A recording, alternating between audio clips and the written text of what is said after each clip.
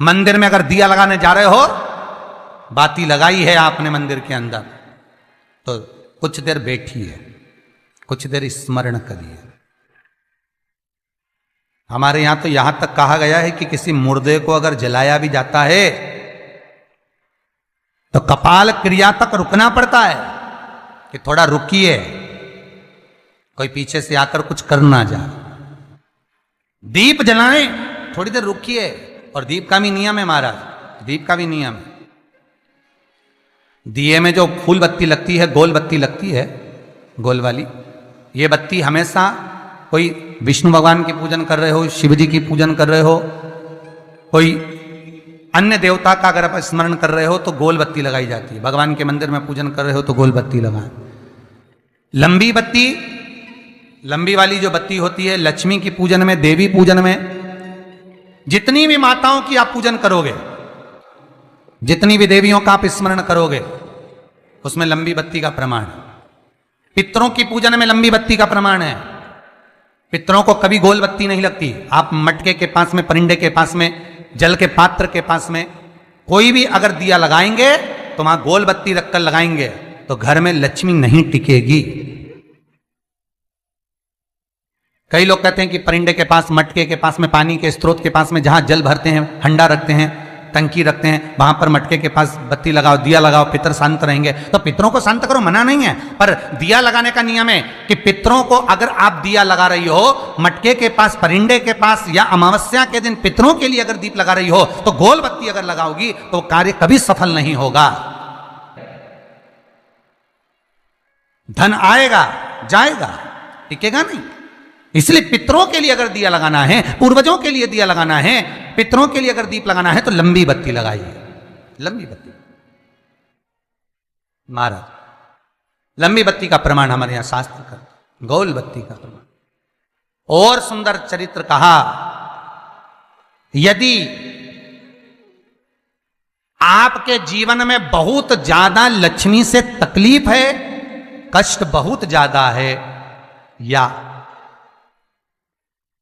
इसलिए शायद कहा जाता है कि भगवान को सर्वश्रेष्ठ कौन सा चंदन अच्छा लगता है।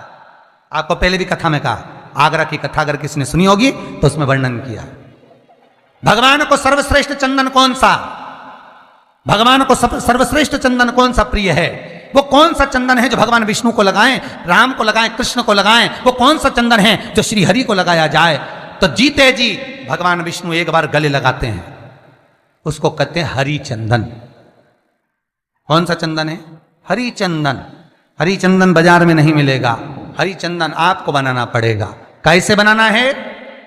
तुलसी जब सूख जाए उसकी जड़ को निकाल लिया जाए, वो जड़ को पानी में धो लिया जाए, धोने के बाद उसको सिलबट्टे पर, पत्थर पर घिसा जाए और घिसकर उसमें थोड़ा सा कुंकू, रोली डालकर तैयार कर कर जो भगवान विष्णु के मस्तक पर, कृष्ण राम के मस्तक पर लगा देते हैं और उसकी एक बिंदी अपने हृदय पे लगा लेते हैं। जीते जी भगवान एक बार उसको गले लगाते ही हैं। हरि चंदन प्रियता। जैसे शिव महापुराण में रुद्र चंदन का भाव है, शिव महापुराण में रुद्र चंदन का प्रमाण दिया जाता है। अगर आपने लिंग पुराण पढ़ी हो तो उसका 5वां स्कंद अवश्य पढ़िएगा महाराज। और शिव महापुराण अगर पढ़ रहे हो तो उसका कुमार खंड पढ़िएगा, जिसमें रुद्र चंदन का प्रमाण है। रुद्र चंदन कैसा? रुद्र चंदन का प्रमाण कैसा? तो महाराज कहा, चंदन घिसकर, पीला चंदन घिसकर उस चंदन को 3 मुखी रुद्राक्ष पर लपेट लिया जाता है। 3 मुखी रुद्राक्ष पर उस चंदन को लपेटा जाता है। लपेटोगे उसके बाद उसको ऐसा गोल करोगे तो एकदम चिकना हो जाएगा, एकदम चिकना, ठीक है, एकदम चिकना हो जाएगा। और उस चंदन को आप शिवरात्रि के दिन, और कोई से भी महीने की शिवरात्रि, किसी भी महीने की हो, सब फलदायी होती है। अगर आप पंचांग में देखेंगे तो शिवरात्रि लिखी हुई आती है, हर महीने शिवरात्रि पड़ती है। किसी भी महीने की शिवरात्रि पर रुद्र चंदन, अर्थात जो चंदन का आपने 3 मुखी रुद्राक्ष में लेपन करा है, उसका गोला बनाया है, वो चंदन अच्छा मोटा मोटा कर लेना, अच्छा बढ़िया, ऐसा नहीं कि थोड़ा बहुत ही लगाओ, पूरा रुद्राक्ष दिखना नहीं चाहिए, पूरा लपेट कर उसको शंकर के शिवलिंग पर ले जाकर रख दीजिए और फिर धीरे धीरे शंकर भगवान का जल अभिषेक करना प्रारंभ कर दीजिए। वो चंदन पूरा धीरे धीरे शंकर के शिवलिंग पर डलना चाहिए। शंकर के मूल मंत्र श्री शिवाय नमस्तुभ्यम का जाप करिए। यह कहलाता है रुद्र चंदन। इस चंदन के अभिषेक से महाराज जो काम नहीं होता आप कर कर उस कार्य को प्राप्त कर सकते हो, सिद्ध कर सकते हो। रुद्र चंदन, हरि चंदन, रुद्र चंदन, ये वो चंदन है जो जीवन का सुख प्रदान करने वाले हैं, हरि तत्व देने। मंगल है, राहु है, केतु है, दशा बेकार चल रही है, लक्ष्मी नहीं आ रही, कष्ट बहुत है, फैक्ट्रियां नहीं चल रही, कहीं मत जाओ, मेरे शिव की शरण में जाकर एक बार शिव महापुराण को पूरी सुनो।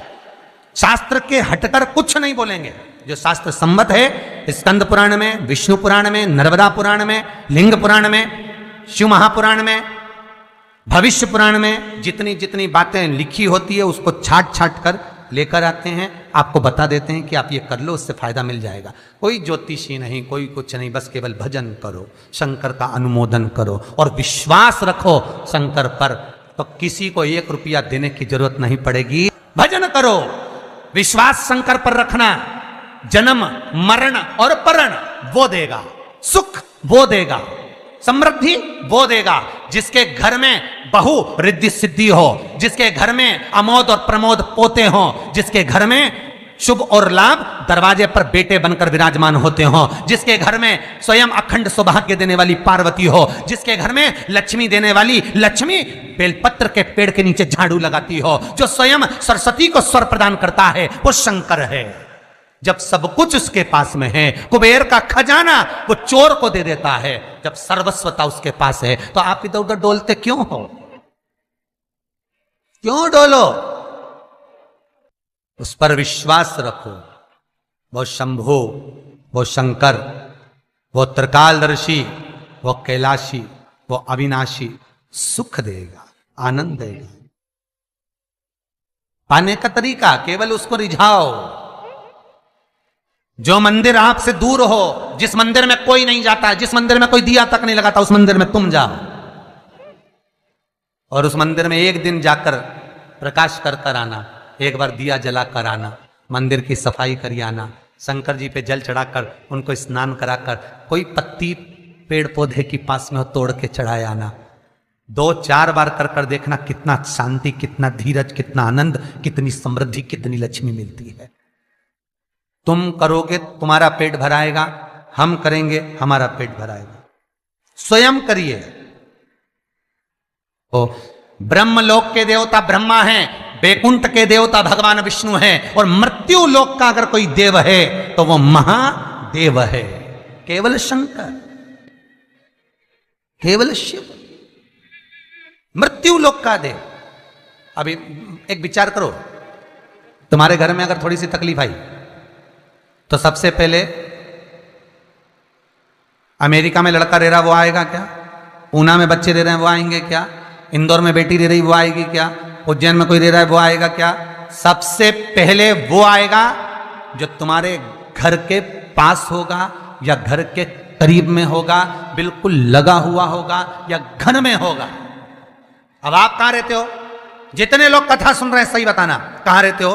पृथ्वी पर मृत्यु लोक में रहते हो। और पुकार किसको रहे हो? ब्रह्मलोक में। पुकार किसको रहे हो? वैकुंठ लोक में। पुकार किसको रहे हो? इंद्रलोक में। और जो घर के घर में रह रहा है, जो तुम्हारे पास में रह रहा है, जो मृत्यु लोक में रह रहा है, उसको तो बुला ही नहीं रहा। कई लोग कहते हैं मृत्यु लोक। कई लोगों की आदत है पड़ोसन को